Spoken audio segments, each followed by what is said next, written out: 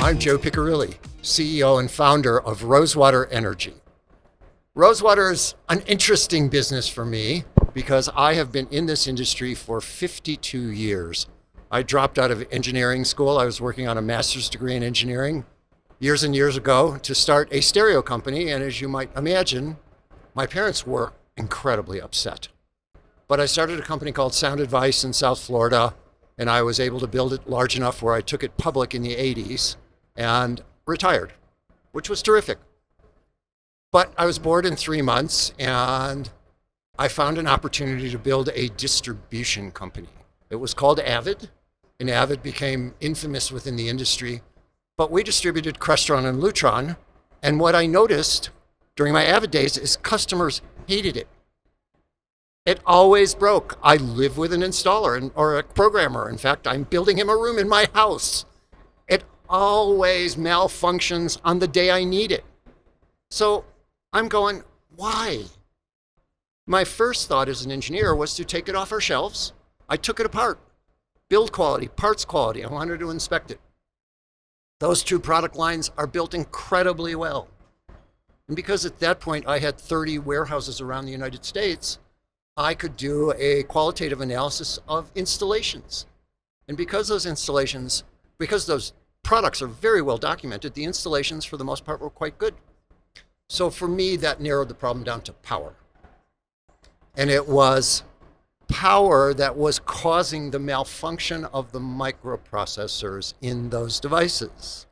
So in 2008, I began the quest to build the most complete energy resilience solution available for residential use at the panel level. And that's how Rosewater was formed. I had no price point in mind. I was going to build the most complete product and the highest quality product. No holds barred, let's have at it. Took me 4 years to find a manufacturer and to design and develop the product. And the Rosewater Hub series are the result of that. So that's our story. I love that. There's so much here I want to drill down on. Go for it. So I'm going to make the assumption that you were studying electrical engineering. That would not be correct. Mechanical. No. I'm an Italian kid. I was getting a master's degree in civil engineering. Because I was going to be a contractor, because that's what Italians do. Do you know of all disciplines, that would have been my absolute last compared to where you are and what you're doing now? I would agree with you. It should be your last choice. Where did you go? University of Michigan. Okay. So I have a CPE in the family. Yes.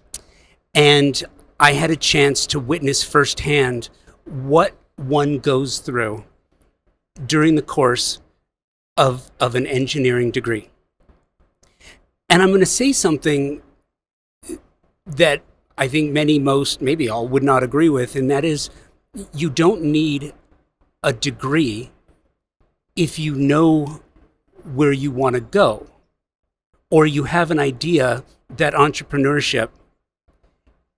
I think an engineering education provides an amazing primer for someone who wants to go into entrepreneurship.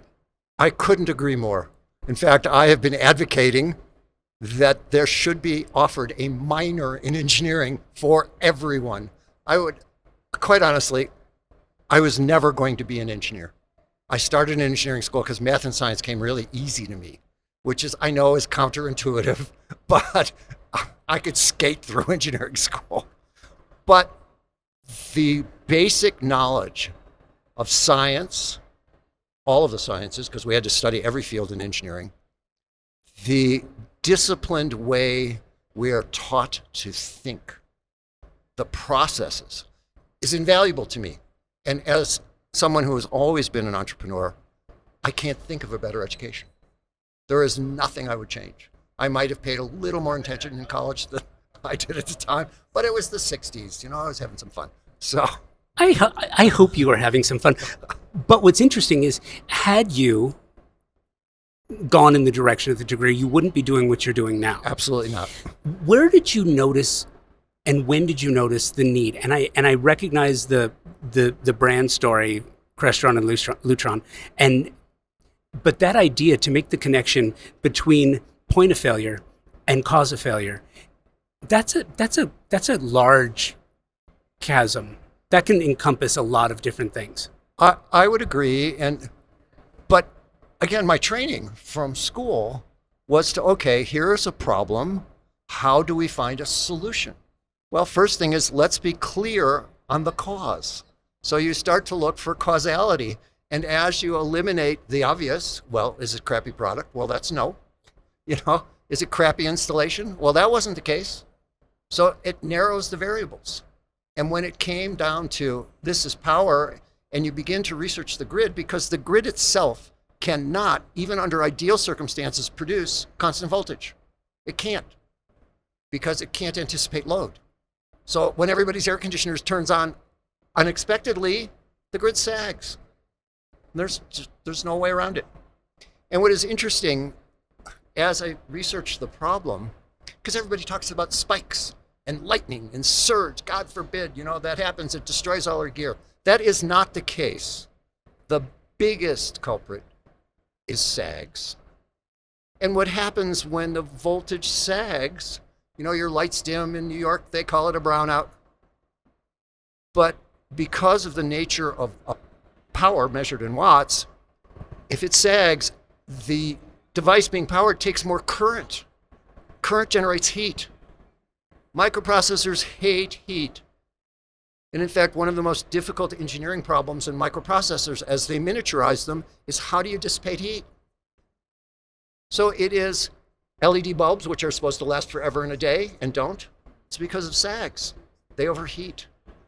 That beautiful microprocessor in your Wolf cooktop is destroyed because of sags, or, has to be rebooted. And think about it, today, there is not a room in your house that does not contain a microprocessor. So for this channel, it is a way to broaden your importance in the overall build, because power is foundational now.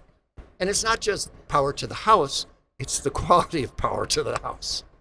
And that's really what we do well. I mean, when I talk about a complete solution, typically things that regulate voltage, that create perfect power, have no battery backup. Their battery backup time is measured in minutes. I said that's not enough. So mine is measured in hours and days. People talk about the ability to have a renewable to increase the life of your battery. And generally you have to go out and kludge that into a system. A Rosewater device, you can hook solar directly to it. DC, because that's what solar panels actually produce. And it will keep the batteries charged. And if the batteries are fully charged, it will feed the load. So it never goes to waste. That's what makes it complete. We talk about, yes, you have to protect. I lived in Florida, so we have lightning, lots of it. So I go, how do you really protect against lightning? Because you don't go buy a $400 surge protector, because that's never going to work. So I said, how do broadbands, how do telcos, how does the military at their mission critical sites protect against natural anomalies? And those circuits are in a Rosewater. I just put those in because they're the best. Now I will say, because I have to qualify this, if Mother Nature decides to be a bully, she wins all the time. There is no perfect protection. But that's what we're about. What does the system look like? What is the integration? What is the application? Great question. The system is large. Our entry-level system is about 84 inches tall, about 28 by 28 in footprint, and weighs a svelte 2,400 pounds.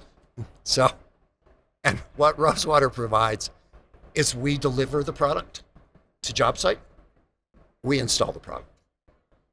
So it is my team, because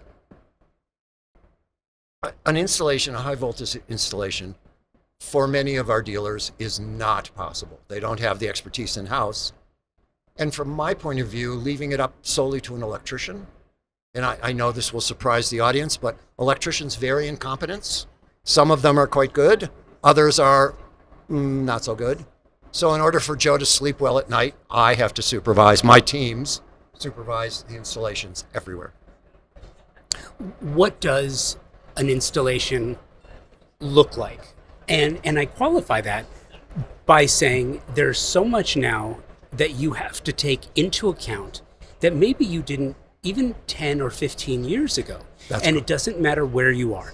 If you're in Texas, you've got a completely unreliable grid. Yep. If you're on the coast of Florida, you've got hurricane issues, you've got lightning issues, you've got salt air issues, you've got high wind issues. If you're in the Midwest, you've got extreme cold, extreme heat, high humidity, low humidity. I mean, there is no safe place anymore. So how do you mitigate? How do you manage? Well, what we end up doing, and we've developed a system for our integrators when they present to clients, because you can't talk technical to clients. They'll just glaze over.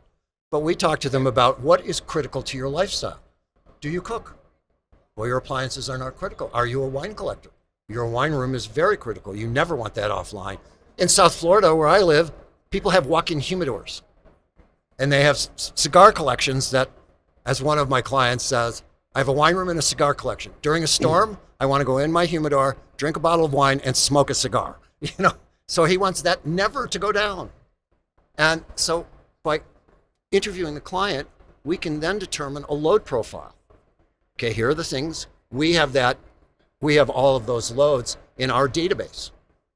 And then we go, that's to do what you want to do. That might be our entry-level product. And we create, with an electrician, this is what the critical load panel, typically a generator panel, looks like. Wire that. When we get there, we will wire our product into that panel. It really is much less complicated than than people think about it. Less complicated, more expensive. Yes. I bring that up. Yes. Because the nature of cost versus expense Yes. is a philosophical one. Yes. It is. I agree. If you are building a $5 million home in a coastal city in Los Angeles, Yes. or Florida, and your insurance company is not going to cover you, there aren't a lot of people out there who can afford to say, you know what, that's fine. But if you do everything you can to protect yourself, for example, in a fire-prone community, Yes. if you have uninterrupted power that can draw water through the pump from the swimming pool, that can, through actuators, close off eaves and vents so that floating embers can't penetrate, thereby making it a passive home. Right. If you have constant power in an emergency that can lower automatically storm or security shutters. Now we're talking about something that an insurance company mitigates the need. There's an importance for insurance companies, but if they're not going to be there to protect you anyway, then how does one protect themselves? You make a number of important points. Insurance companies now are suffering from having to replace appliances, expensive appliances, because of power problems. So as we spoke about earlier, microprocessors proliferate every system in the house. Now the insurance company claims become massive. To your point, the ability to protect the house, keeping those microprocessors always functioning, dropping your hurricane shutters, making sure that your sprinkler systems are always working, is critical. And think about this trend of aging in place. People want to stay in their homes. Well, now you need sensors in every room that will detect motion and heat. And if they are out of whack, we'll call 911. Now you're talking about life and death. Everybody's talking about telemedicine. And how do we bend the healthcare cost curve? Well, one of the ways we're going to bend the healthcare cost curve is eliminate the lab.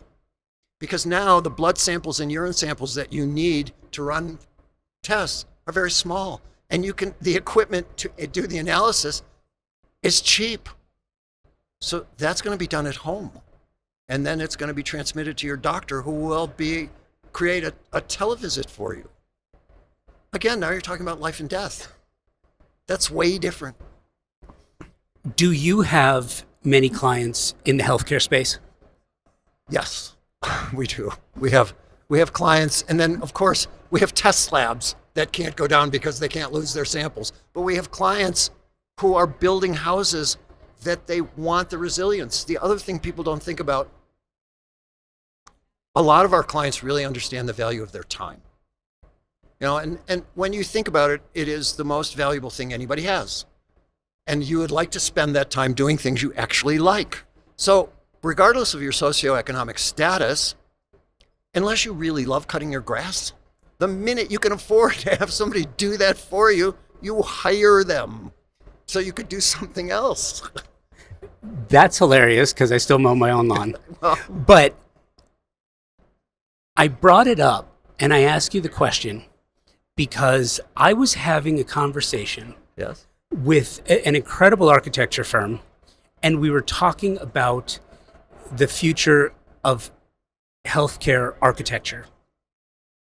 And we got into this really esoteric conversation about what a dystopian future would look like, because when you're planning for the worst, you have to imagine the worst. Correct. And then you reverse engineer it, and you've got something that is suitable under all conditions.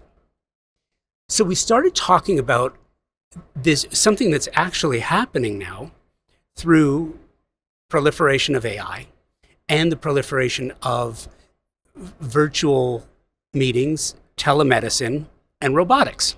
Mm-hmm. This idea that you can take a community that isn't served by a large hospital system, drop in a regional operating room that can be utilized by world-class surgeons and doctors around the world.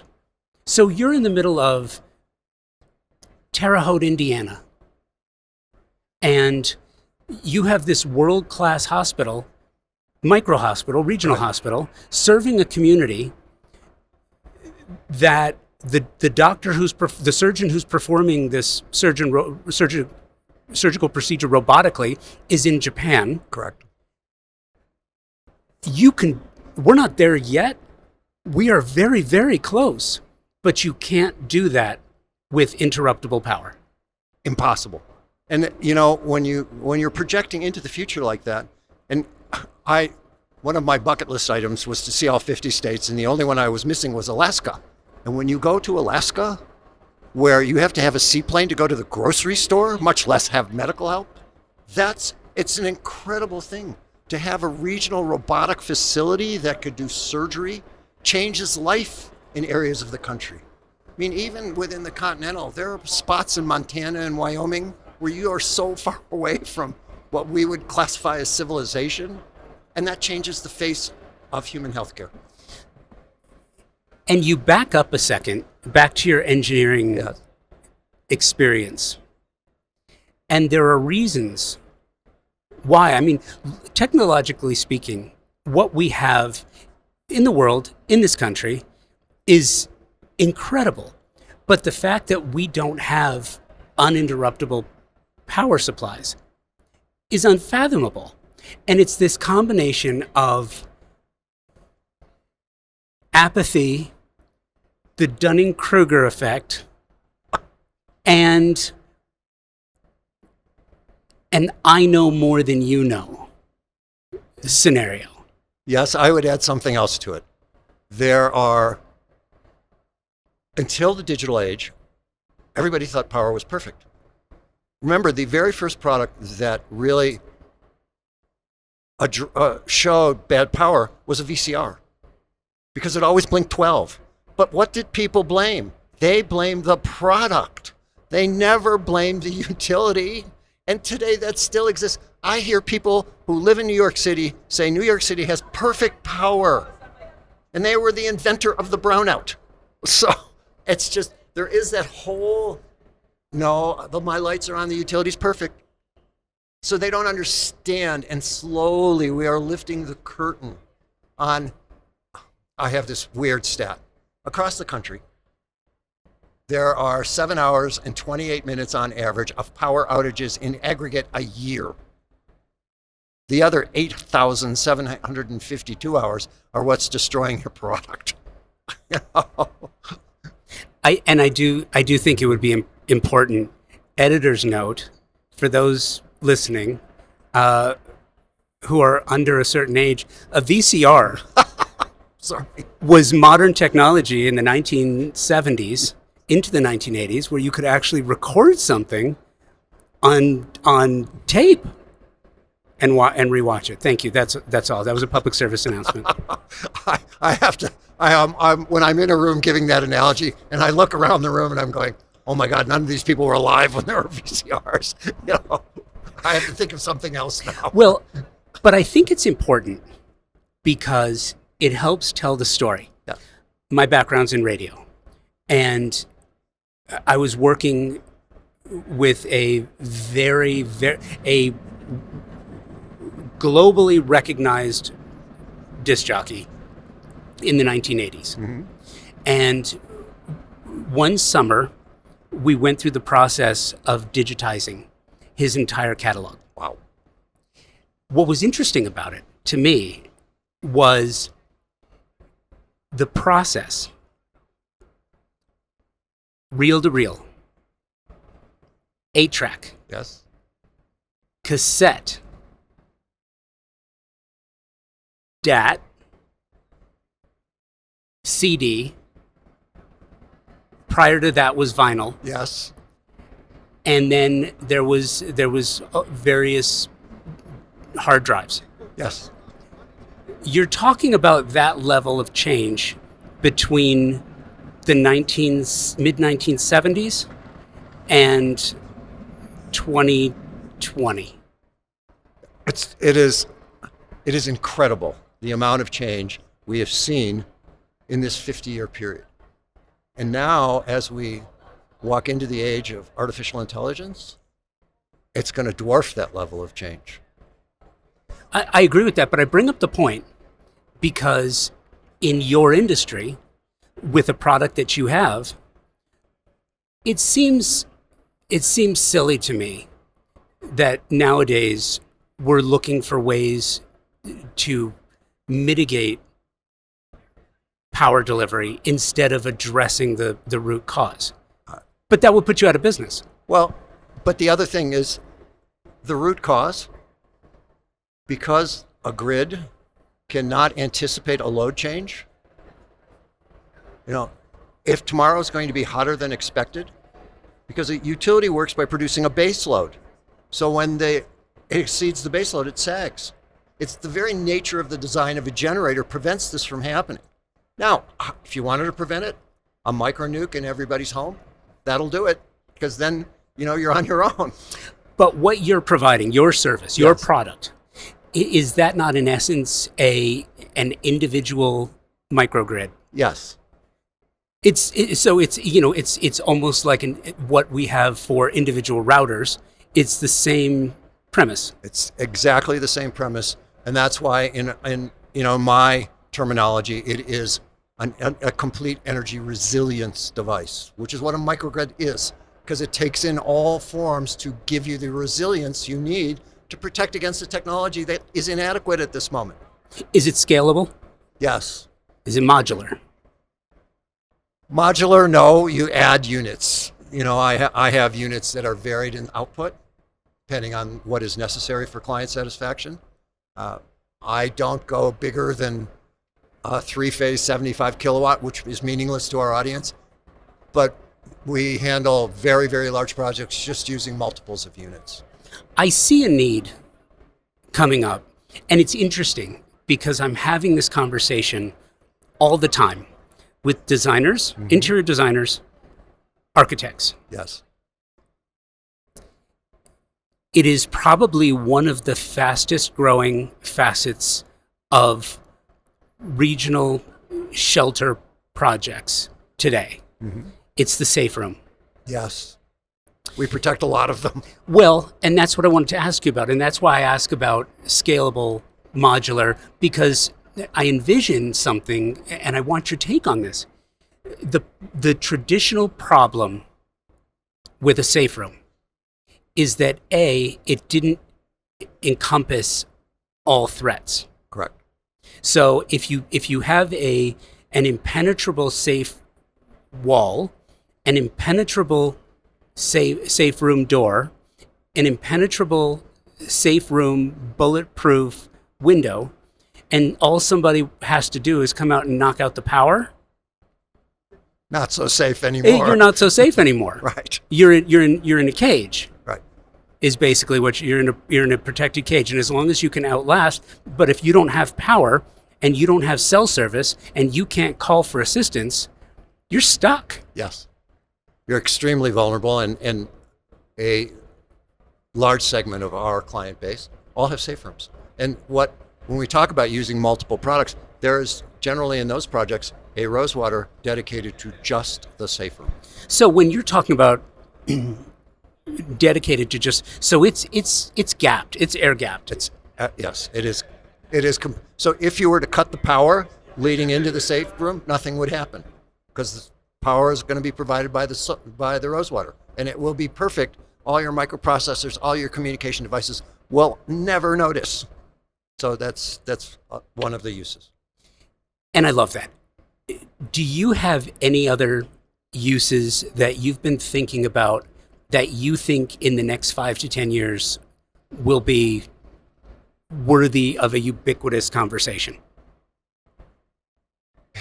For me, everything for my future view is the two things we have covered, and that's health and the wellness of an aging population wanting to stay in their homes. For the next decade, that is going to be all-consuming. And that's where we see it. It is, when you start going into the dystopian conversations, then we're getting away from me being able to plan for it at that point. So, but that's where we are. Yes, but with an engineer's education, and just wrapping this up with a nice bow, I kind of feel like that's what it is. Talking to a good friend of mine who's an architect one time, I asked him, what did your architecture education prepare you for? Did it teach you how to design? He said, no, I was already creative prior to that. He said, it taught me how to think critically. Yes. And I think ultimately, if there's more of that, that leads to the problem solving. Exactly right. And as we started, I think everybody should have a minor in engineering at a minimum. I mean, it has taught me all of those things, plus it has really taught me how to learn. Yeah. I have a disciplined approach to gathering knowledge for myself. And for me, it's great. Thanks for doing this. It was absolutely my pleasure. Thanks for inviting me. It was my pleasure. You were great.